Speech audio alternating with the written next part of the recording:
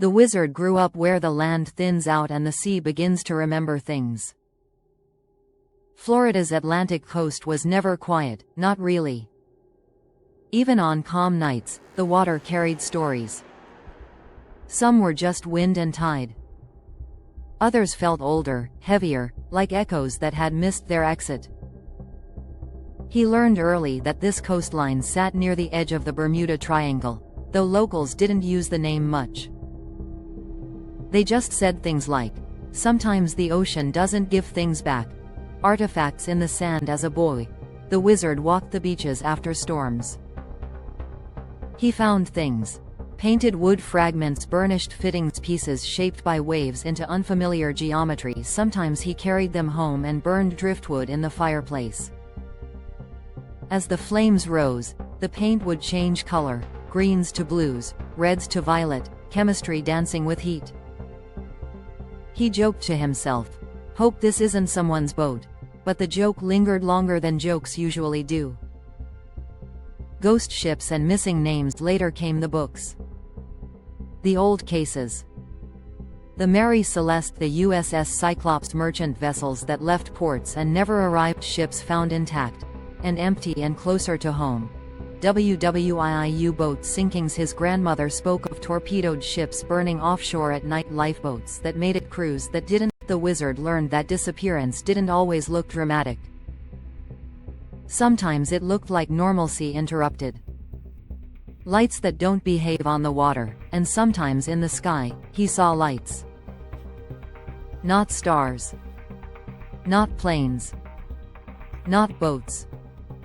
Lights that hovered too low, moved without weight, changed direction without inertia, appeared, then weren't there. He told himself it was imagination. Reflections. Fatigue. But the sea kept its own counsel. The Coast Guard years. When the wizard joined the Coast Guard Auxiliary, mystery gave way to discipline. He learned navigation, radio protocol, search patterns, the calm language of emergencies, how thin the line is between routine patrol and catastrophe radios, especially, mattered. A call sign is not just a name. It is a promise that someone is listening. The Lighthouse Tape, a roadshow archive tale. Years later, through roadshow circles, radio people, archivists, old Coast Guard hands, the wizard heard a story. Not officially. Never officially. A remote lighthouse, far north along the Atlantic. Single operator. Locked from the inside. A reel-to-reel tape found years later behind a sealed panel. The tape allegedly contained hours of radio traffic, emergency calls from vessels that didn't exist, proper procedures followed, no record of transmissions ever received by command, and then, near the end, lights reported on the water.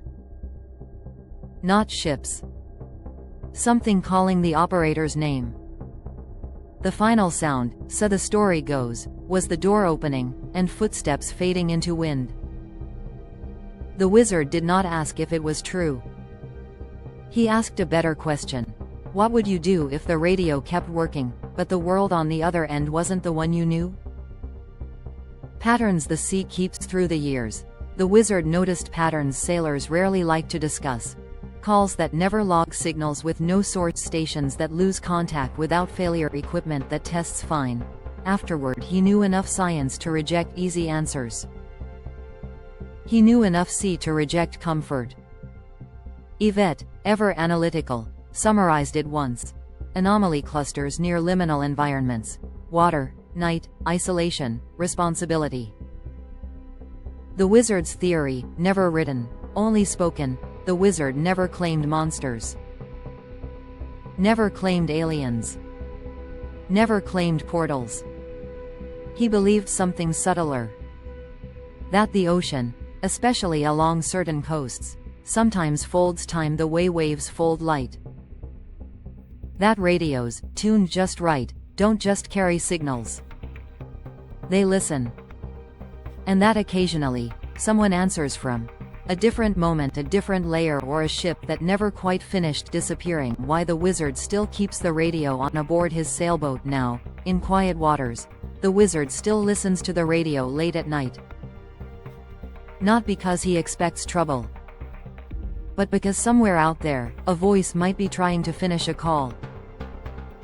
And the wizard, radio man, sailor, Coast Guard auxiliary, listener of edges, has always believed one thing deeply: no one should vanish unheard. Closing Wake, the Atlantic remains a haunted place, not by ghosts, but by unfinished conversations.